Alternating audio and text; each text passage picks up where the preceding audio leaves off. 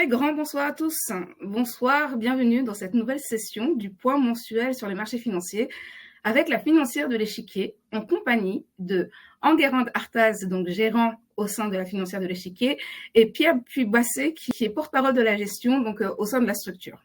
Bonsoir à tous les deux. Bonsoir Imen, bonsoir et bonsoir à tous.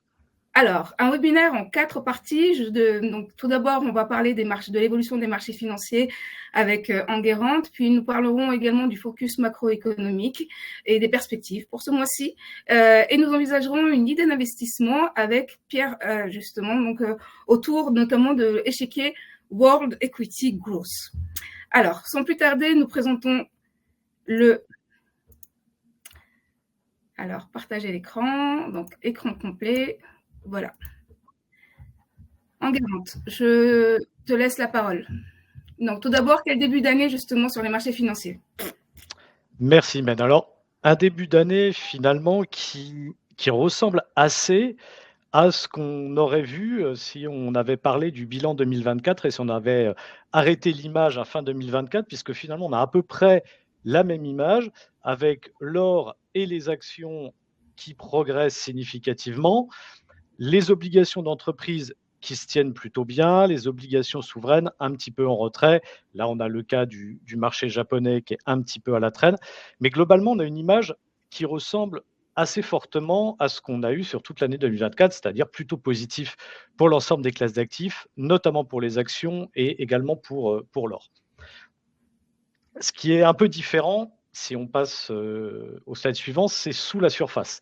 Puisqu'on a, quand on regarde comme ça la big picture, on a une image qui est assez similaire à ce qu'on avait l'année dernière. En revanche, quand on regarde un peu plus dans le détail, là, c'est assez différent. Parce que rappelez-vous, l'année dernière, on avait une très forte surperformance des actions américaines, notamment vis-à-vis des actions européennes, une surperformance quasiment historique. Et puis, on avait eu à nouveau cette très forte contribution des grandes valeurs technologiques, des fameux 7 magnifiques aux États-Unis qui avaient tiré l'ensemble du marché.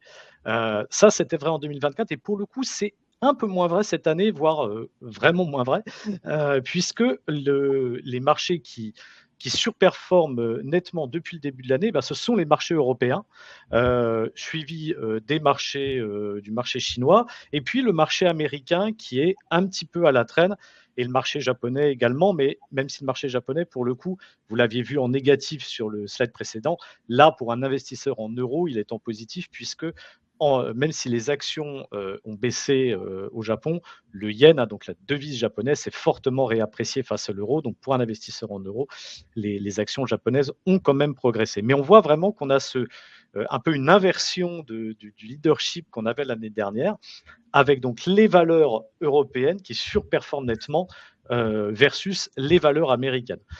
L'année dernière, notamment aux États-Unis, ce qui dominait, c'était les grandes valeurs de croissance, notamment la technologie.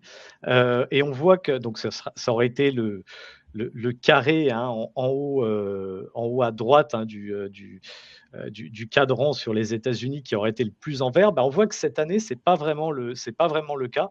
Au sein des grandes valeurs, c'est plutôt les grandes valeurs value, et puis c'est plutôt même plutôt des valeurs moyennes ou des petites valeurs de croissance notamment qui surperforment aux États-Unis, plus du tout ces grandes valeurs technologiques qui tiraient la tendance l'année dernière.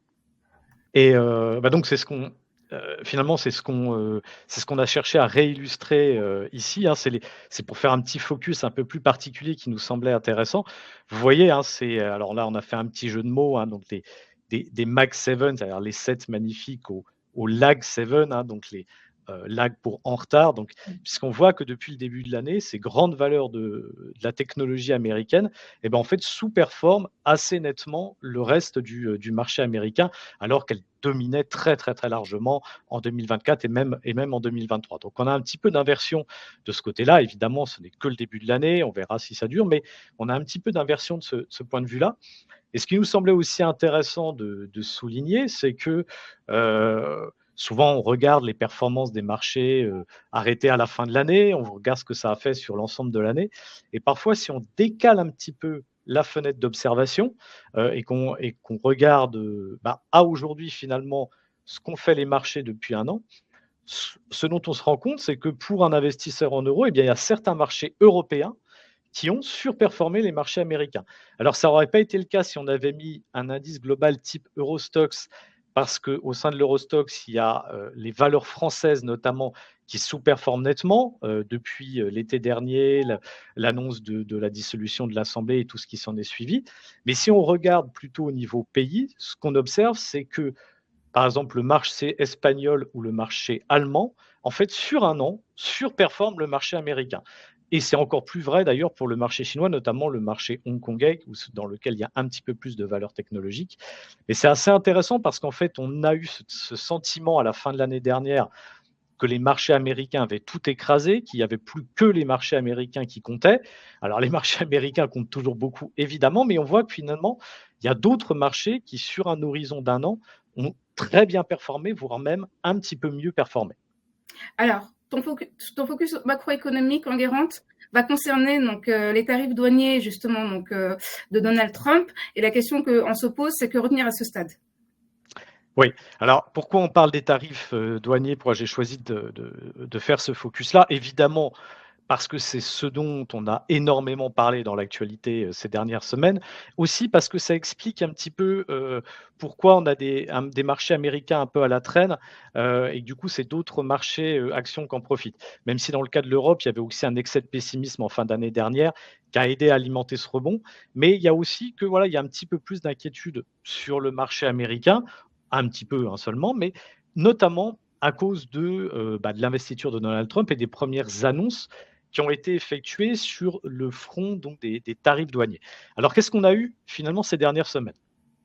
Le 1er février, c'était un samedi, Donald Trump a signé un certain nombre de décrets, de hausse des tarifs douaniers, hein. Alors cette date du 1er février, il l'avait annoncé dès son investiture, et donc à cette date-là, il a signé des décrets pour augmenter les droits de douane et les passer à 25 pour toutes les importations en provenance du Canada et du Mexique, avec une exception pour le Canada sur les importations pétrolières qui ne seraient taxées qu'à 10. Et puis, on a rajouté également 10 de droits de douane supplémentaires sur toutes les importations en provenance de Chine. Et c'est pas négligeable du tout, puisque c'est des montants très importants, hein. L'ensemble de ces importations, Mexique, Canada et Chine, ça représente quasiment la moitié des flux d'importation qui arrivent aux États-Unis. Donc, augmenter aussi fortement les tarifs douaniers sur une aussi large proportion des importations, forcément, ça fait potentiellement augmenter très fortement le taux moyen de taxe sur les importations aux États-Unis. Alors, ça, c'est ce qui a été signé le 1er février, qui était censé rentrer en vigueur le mardi suivant, donc le 4 février. Alors, ça n'a pas été aussi simple que ça, puisque dès le lundi, donc le 3 février, il y a eu des discussions entre Donald Trump et les dirigeants du Canada et du Mexique, discussions à l'issue desquelles il a été annoncé que ces tarifs douaniers, en tout cas leur mise en application, étaient suspendus pour une durée d'un mois. En contrepartie de quoi, le Mexique et le Canada, s'engageaient grosso modo à, sécuriser leurs frontières avec les États-Unis, notamment vis-à-vis du trafic de drogue, en particulier le fentanyl et notamment dans le cas du Mexique pour essayer de gérer les flux d'immigration, clandestine. Et donc des concessions, finalement qui ne sont pas vraiment des concessions commerciales, qui sont plutôt des concessions politiques. Et donc, ça a permis de suspendre ces tarifs douaniers pendant un mois. Entre-temps, on a eu quelques annonces supplémentaires, hein. On a eu la mise en place de tarifs douaniers, en tout cas l'annonce de tarifs douaniers de 25 sur les importations d'aluminium et d'acier, mais ça ne change pas grand-chose puisque les deux principaux fournisseurs d'aluminium et d'acier pour les États-Unis, c'est le Mexique et le Canada. Donc, au final, ça ne change pas grand-chose. Il y a toujours la menace de mettre des droits de douane sur l'Europe, mais pour l'instant, qui n'est pas vraiment concrète. En tout cas, il n'y a pas eu de chiffres très précis de données. Il y a l'hypothèse de mettre en place des droits de douane réciproques. Enfin, il y a eu beaucoup de discours, mais finalement, à l'heure actuelle, La seule chose nouvelle qui est réellement implémentée et effective à ce jour, c'est l'augmentation de 10% des tarifs douaniers sur les importations chinoises. Tout le reste, ce sont des annonces ou des choses qui ont été suspendues, comme dans le cas du Mexique et du Canada. Alors, on verra ce qui se passe donc, début mars, puisque normalement, ces tarifs ont été simplement suspendus pour un mois. Ils doivent rentrer en vigueur début mars. Donc, on verra quelles peuvent être les négociations entre les États-Unis et le Mexique et le Canada à cet horizon-là, en sachant que là où c'est un petit peu compliqué, c'est que si on passe sur le slide suivant, en fait, mis à part le pétrole canadien, pour le reste, la plus grosse masse des importations aux États-Unis en provenance du Mexique et du Canada, c'est le secteur automobile, notamment les pièces détachées automobiles. Et ça, en réalité, ce n'est pas comme ça pouvait être le cas pour la Chine, une sorte de dumping en essayant d'écouler énormément de produits à bas coût pour gagner des parts de marché mondial. C'est en fait ce qu'on appelle des biens de production intermédiaire, c'est-à-dire ce sont les entreprises américaines qui vont faire fabriquer, notamment au Mexique, à bas coût, les pièces détachées dont elles ont ensuite besoin pour finaliser le montage, notamment des automobiles. Donc, quelque part, la négociation sur le plan commercial, elle va être assez compliquée parce que ça ne dépend pas beaucoup, tout cela, du bon vouloir, en fait, de l'État mexicain ou de l'État canadien. Donc, ça, on a un petit peu de mal à voir ce sur quoi il pourrait y avoir des négociations qui empêcherait que ces tarifs soient réellement remis en application début mars, ou alors Donald Trump se contentera de ce qui a été acté pour le moment, c'est-à-dire les protections à la frontière. Et finalement, si c'est ça, on verra que la marge de négociation, elle est assez facile pour les différents pays pour éviter l'implantation des droits de douane. Donc ça, on aura les réponses d'ici 2 semaines, sachant que c'est vrai, le secteur automobile, en attendant, est celui qui est vraiment en première ligne dans cette affaire entre les États-Unis et le Canada et le Mexique. Donc ça, c'est ce qu'on a à peu près à l'heure actuelle. Alors, si on regarde un petit peu plus loin, alors il y a 2 questions qu'on peut se poser. D'abord, quelle est l'efficacité vraiment de cette stratégie? Parce que ce qu'on voit notamment si on prend le cas du Mexique, c'est que en fait, la devise mexicaine, elle s'est déjà dépréciée de plus de 20% par rapport au dollar.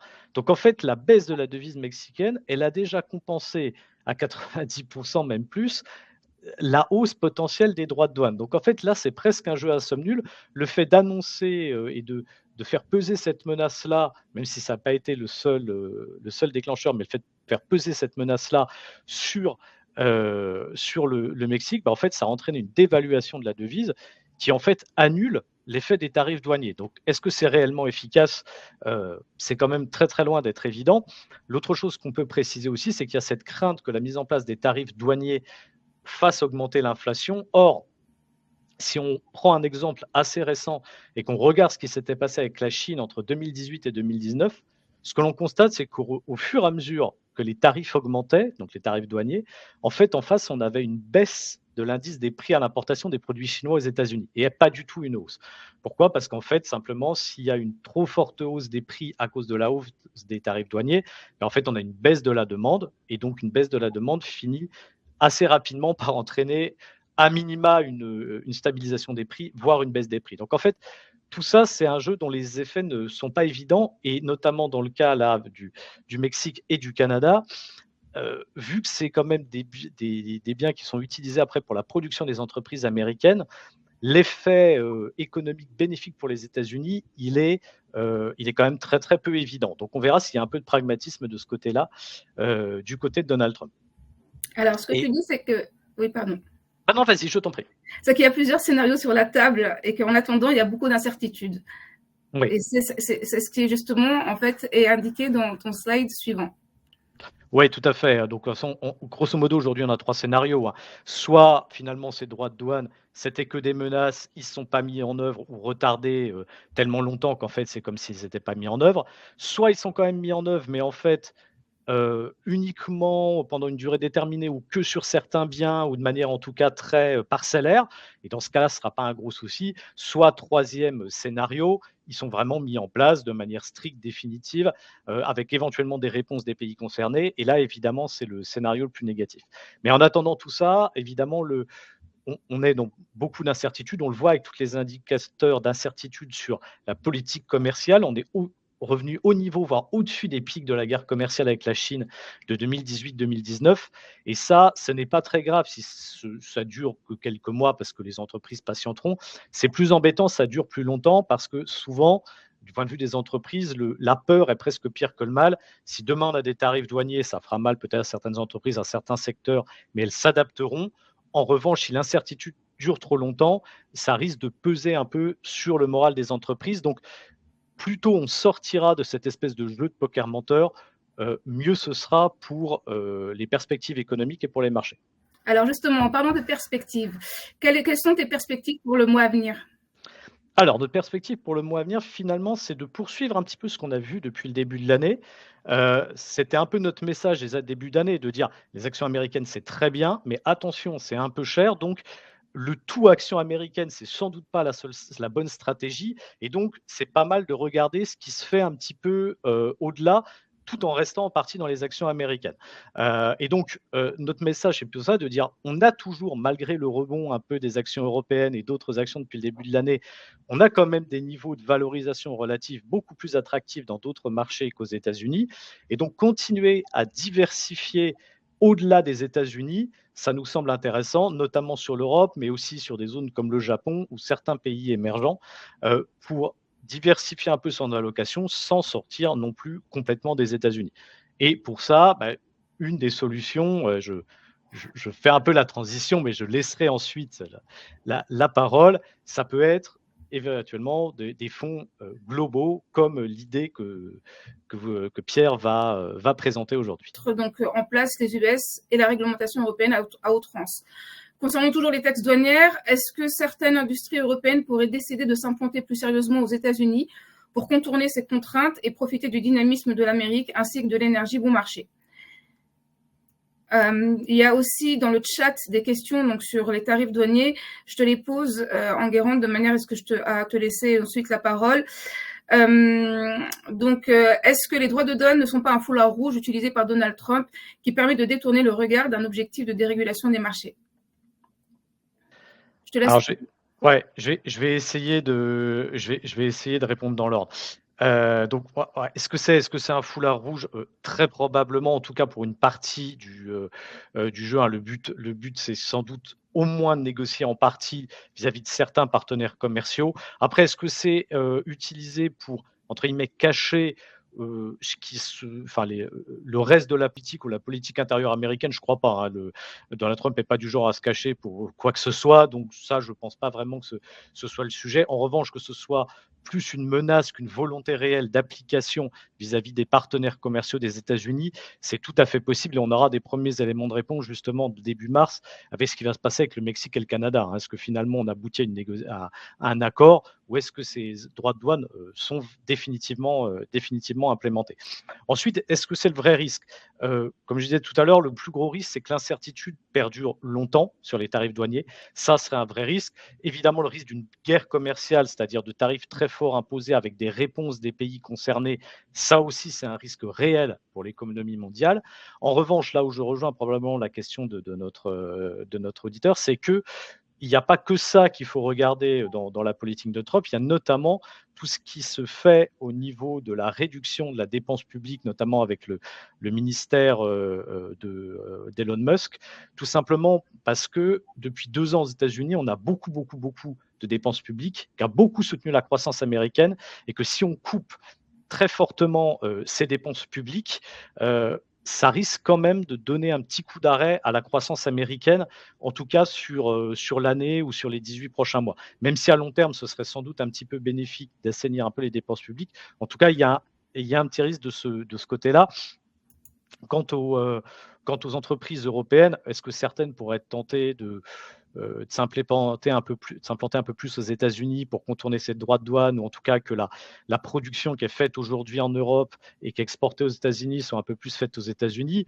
C'est très possible que ça fasse partie des négociations qu'on pourrait avoir entre les États-Unis et l'Europe sur les droits de douane. Donc ça, c'est pas du tout impossible, même si ça se fait pas en un claquement de doigts, hein. Construire une usine, etc., délocaliser une chaîne de production, c'est facile à dire, ça prend un peu plus de temps à faire.